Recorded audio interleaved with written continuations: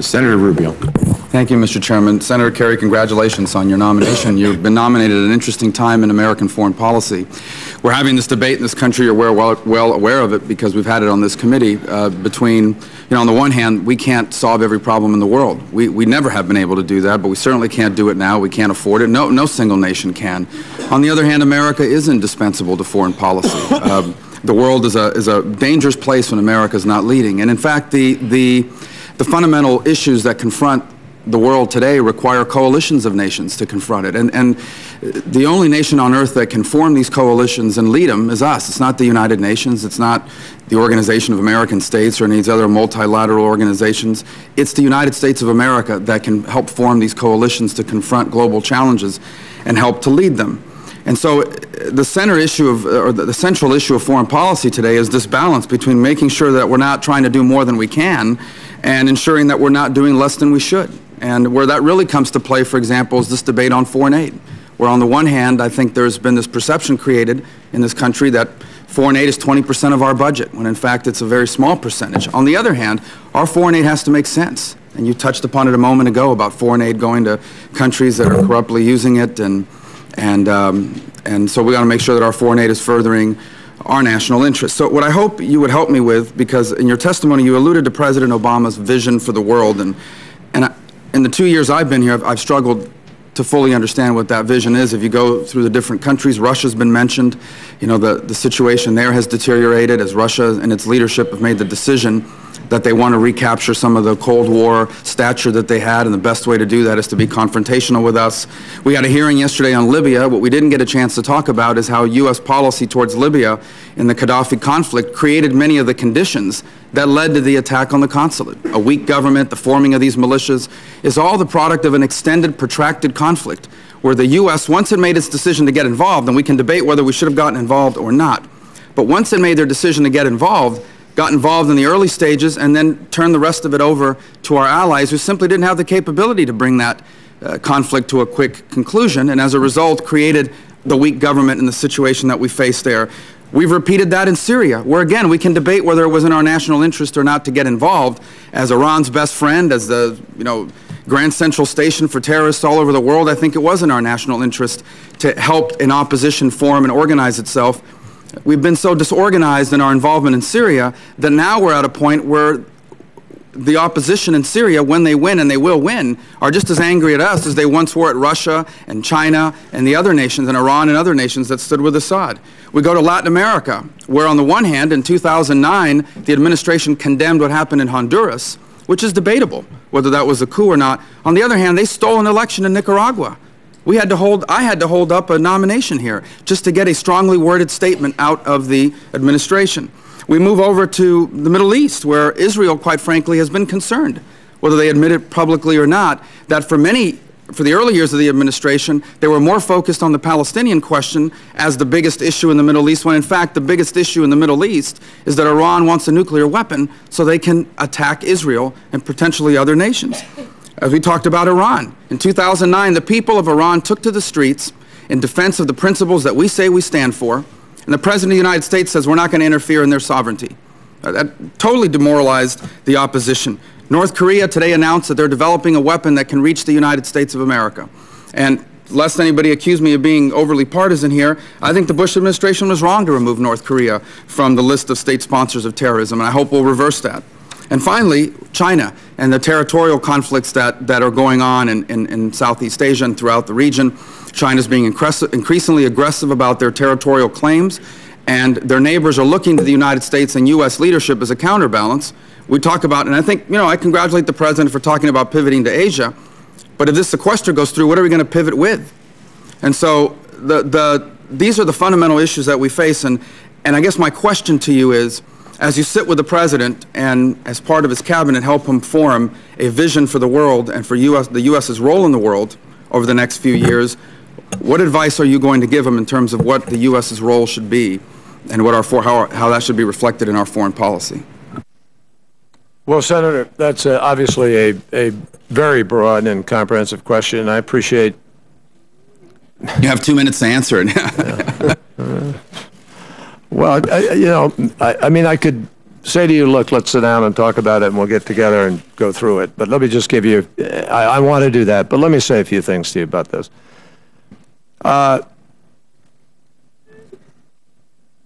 As you know, there was a debate, as there was in Congress, about whether or not anything should have been done in Libya.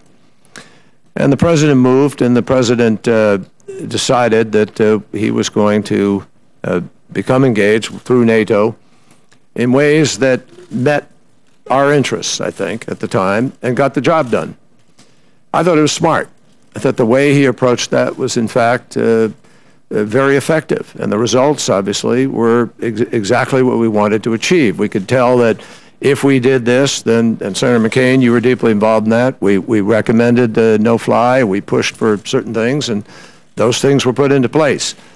And it was effected without American boots being put on the ground at a time where we'd just come out of Iraq and we have American soldiers, the largest number, in Afghanistan. And so I think the American people approved of the way in which that was handled. Now, the aftermath of all of these places, I ask every member of the committee, we need to spend some time on this, all of us. There is a monumental transformation taking place. This is the biggest upheaval in that part of the world since the Ottoman Empire, since it came apart. And as all of us know, many of the countries' lines drawn were drawn in relatively arbitrary fashion, and people were put in places of power as the sort of vestige of a period of colonial enterprise and of that war.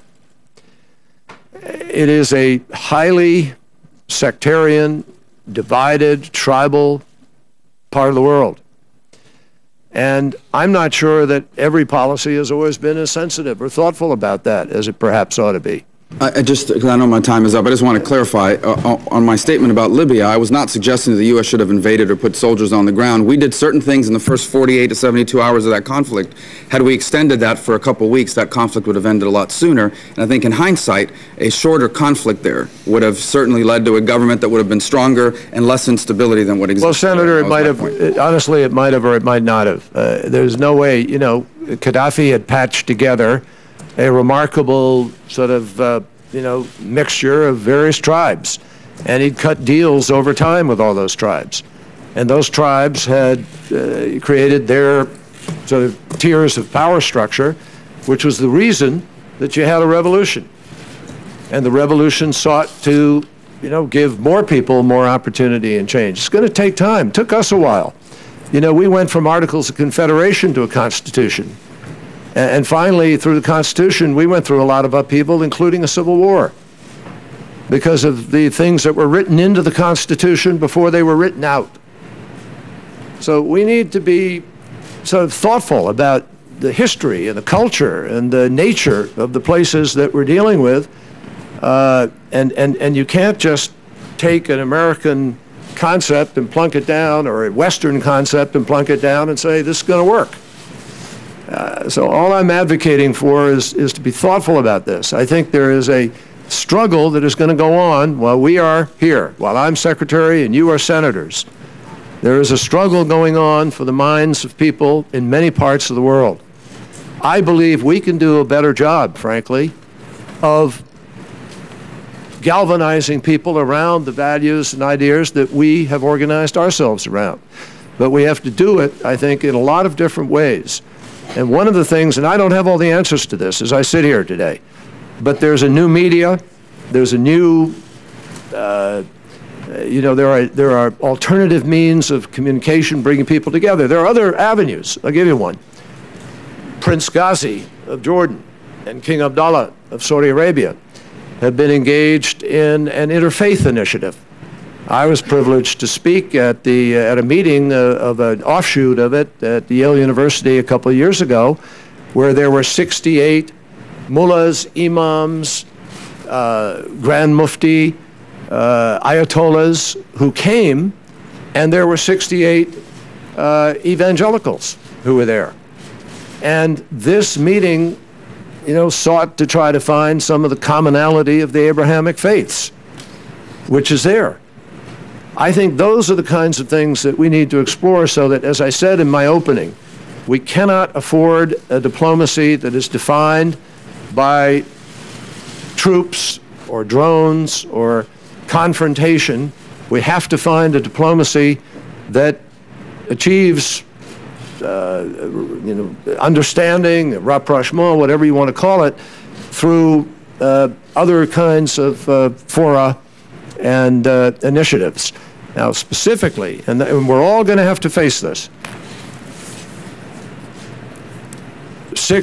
Egypt is a quarter of the Arab world.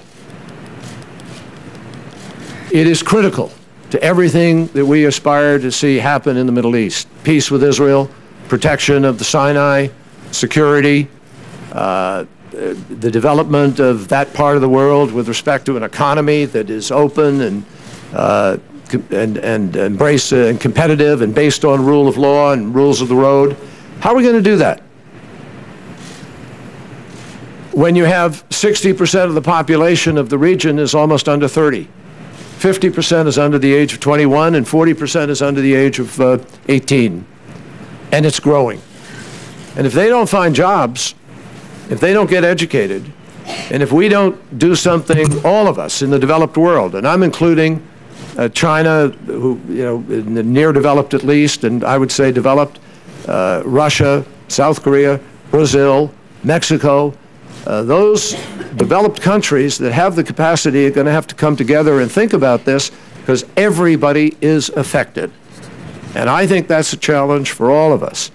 And so, Senator, that's sort of my response to a very big question that is a very legitimate question.